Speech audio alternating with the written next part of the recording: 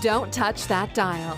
You're listening to Board Games Daily, your daily dose of tabletop gaming discussion on Anchor. Now welcome your hosts, Jeremiah Isley, Scott Firestone, and AJ Skifstad.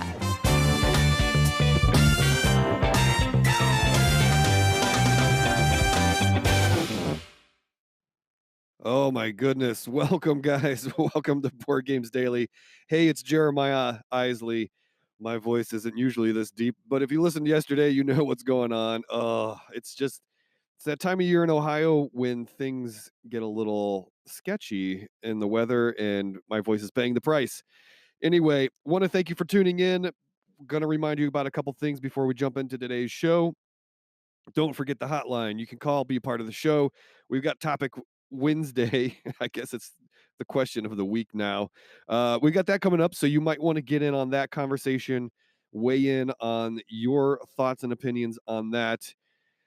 So don't forget, you can call 216-352-3864, be a part of the conversation, or if you want another question to be answered, or you have an idea for a topic of the week or a game night cage fight, all of those things, give us a call. You can be a part of the show. It's super fun, super amazing, and just a good time.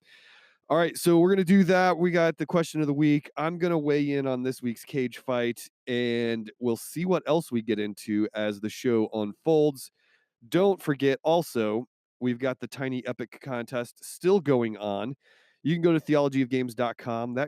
That link is in the show notes.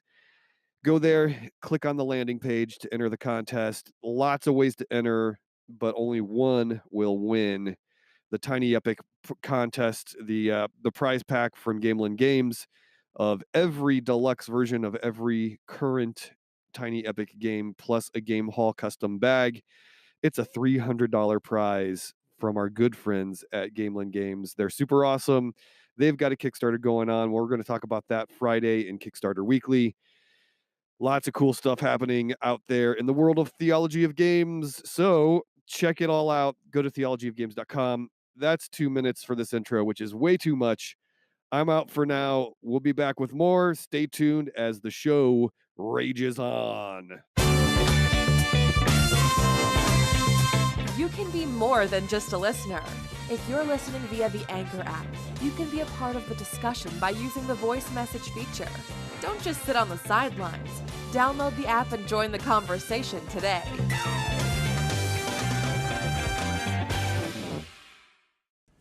Hey everyone, it's Firestone here with Board Games Daily, coming to you with this week's topic of the week, which is, if you had a time machine, and let's say a good little bit of money that you'd set aside, which Kickstarter would you go back in time and back? That's it. It's a simple question, but one that I thought was pretty interesting when I heard it the other day. So, we've all missed out on Kickstarters, or we didn't have the money at the time, or we thought that's crazy expensive, or you weren't sure how good a Kickstarter was going to be. Because I'm going to be honest here. I play a lot of games, and I play a lot of Kickstarter games, and a lot of them are stinkers. Just big fat stinkers. But for every big fat stinker, there's also something like Gloomhaven or Thunderstone Quest or other things that were on Kickstarter and turn out to be, well, just amazing. So this was kind of a difficult one for me. What I would have answered before was Brass, but they actually opened up the window afterward. After the copies came in, I played a copy of it and went, oh, this is amazing. I wish I'd backed that. And then they opened up the window and said, yeah, you can still get it. And it was for roughly the same price as the Kickstarter. So I went in and got it. But if I was going to answer, I would say Orleans Deluxe, probably. The Tasty Minstrel Deluxeified versions are quite nice. I'm not a fan of all of them. For example, the Crusaders one, the Deluxeified version, the pieces are plastic. And I actually prefer the wood pieces that it came with. So that's one where I probably wouldn't want it.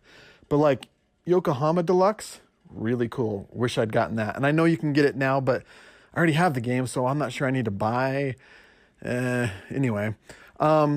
But Orleans has turned out to be one of my favorite games. It's really great, and the Deluxeified version is gorgeous. And I wish I'd gotten it, if for no other reason then that the little worker pieces that I have, that are the cardboard ones, they're already starting to show wear and they're feeling grimy because you're handling them a lot. And so I put those in the bag and they're kind of sticky, and not sticky because anybody eats eats food around my games, but just from the handling. So I realized, oh, I wish I'd gotten the deluxe version because then I wouldn't have to worry about this. Now, it turns out that Board Game Geek, in addition to all the promos and things like that they produce, they have started producing game components. And one that they did wisely was Orleans. It's kind of pricey. I want to say the set is like $35, but they are hard plastic, kind of like Bakelite plastic. And the transfer, the image is on there really well. It'll probably last forever. So I'm seriously thinking about doing that because I didn't get in on the deluxeified version of Orleans. But that's my answer. Of all the games, Blood Rage would have been cool to get in on, but Rising Sun would have been cool to get in on because I ended up liking that more than I thought I would. When I think of other games, I'm just like, I don't know. It's not that big a deal. But I've played Orleans. I love Orleans, and the deluxe version, I wish I'd gotten that. So that is my answer. What is your answer? What is the Kickstarter game you wish you had backed originally? Talk to you later. Have a great week.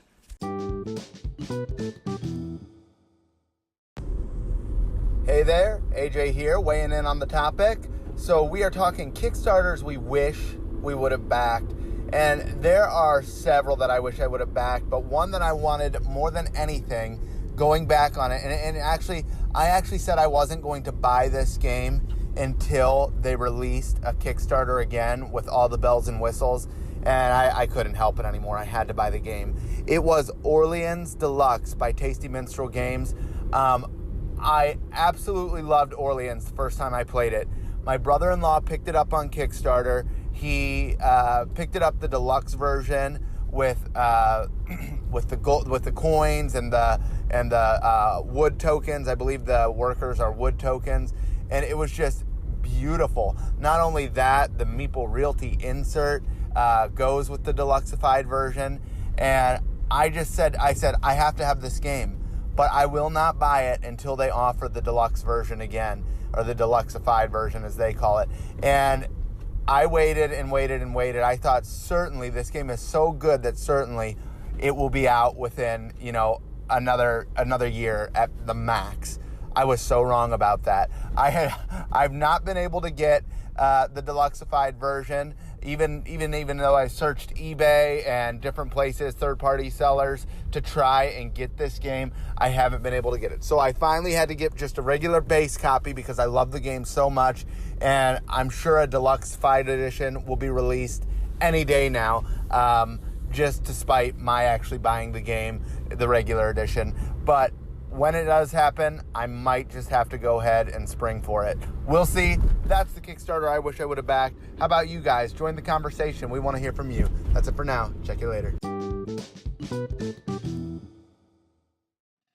Okay, guys, I'm going to jump in on the cage fight conversation that we started yesterday, and I'll come back probably Friday with my thoughts. I think that's when I have that scheduled on this week's topic as well. But for me, here's a tough thing. Pandemic versus Pandemic the Cure, dice versus a card, the standard typical pandemic game.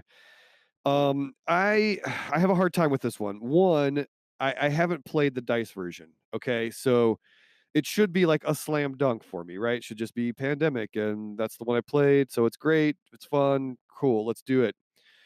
I have a few problems with that, though. To me, Pandemic doesn't have the staying power that I thought it would the first couple times I played it. It's a fun game, but honestly, it's really hard. Like the difficulty level is very, very hard, even if you're not like ratcheting it up. I've never actually beaten the game with 4 players. I've beaten it, 2-player, 3-player, but when you get that 4th player, there's just so many things that can happen bad before each player gets their turn to come back around. So you could be sitting there holding cards that are really going to be helpful, but so much crap goes down before the game gets back to you that it's the good hand of cards that you thought you had becomes super ineffective. So I just, to me, I think Pandemic, I'll still play it from time to time, but I think there are many, many co-op games that have come along that I would much rather play than Pandemic. And to me also, Pandemic, Forbidden Island, Forbidden Desert, Forbidden Sky, like they're all very, very mechanically derivative. Obviously, it's the same designer, so that makes sense.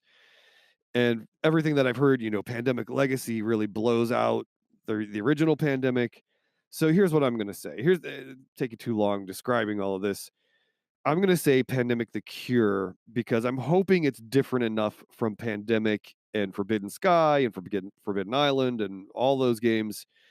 I'm hoping it's different enough when I actually get to play it. I would rather try a new game that I haven't played before than I would play Pandemic again. That's just kind of where I am on that. I'm not casting aspersions on Pandemic necessarily, but it's been around so long, and to me, it's kind of overstayed its welcome a bit. So there's my vote. What is your vote for Pandemic versus Pandemic the Cure? Let us know. You can do it a couple of ways. We've got a poll going on Board Games Daily on the Twitter account at Board Games Daily, or you can call in 216-352 like our friend Gamer Leaf did. Let's take a listen to what he has to say. Hi, Jeremiah and AJ and everybody else there on staff, as well as all you listening to Board Games Daily or whatnot, or Theology of the Games. This is Gamer Leaf. I'm currently running a Kickstarter, but I wanted to take time out of that to come on and vote for my pick in the Game Night Cage Fight. As I have not played either of them, I'm going to have to go for Pandemic because it's been sitting on my shelf forever waiting to be played. So there be my vote. Thank you. Gamer Leaf out.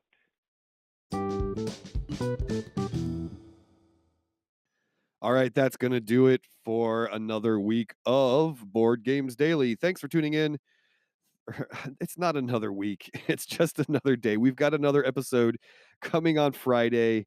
It's the cold medicine kicking in. I apologize. Anyway, we'll be back again on Friday as we bring you this week's Kickstarter weekly segment. And I'll be weighing in on this week's question of the week. And who knows what else will happen. Hopefully you'll be on the show because you'll call 216-352-3864 and leave a message like our good friend Gamer Leaf did this week. And don't forget the contest. I must remind you about the contest. Go to theologyofgames.com, enter the contest to win all those cool, super awesome Tiny Epic games and their deluxe versions. And big thanks to Gamelyn Games. Don't forget to check out their latest Kickstarter, Tiny Epic Tactics. They've got that going on, and it looks super awesome. The Tiny Epic series lives and breathes and is a force to be reckoned with. So there's that. Don't forget, if you so enjoy the show, there's a couple ways you can support us. You can support us through Anchor by just clicking the Support This Podcast button, or by going to theologyofgames.com/Patreon and becoming a patron of the show. We really appreciate that. You can get some cool perks along the way. And I think that's all I've got for today. I'm going to get out of here and drink some more tea. Thanks for tuning in. For my co-hosts, AJ Skifstad and Scott Firestone, I'm Jeremiah Isley saying, until Friday, it's a good day to play a game. Thanks for joining us today. Board Games Daily is powered by theologyofgames.com. Don't forget to head over to theologyofgames.com to check out all we have to offer, including written reviews, our YouTube channel, and 2 other podcasts. If you enjoyed this show, don't forget to subscribe, rate, and review us on iTunes, Google Play, or wherever you're listening. Thanks for listening, and go put a game on the table.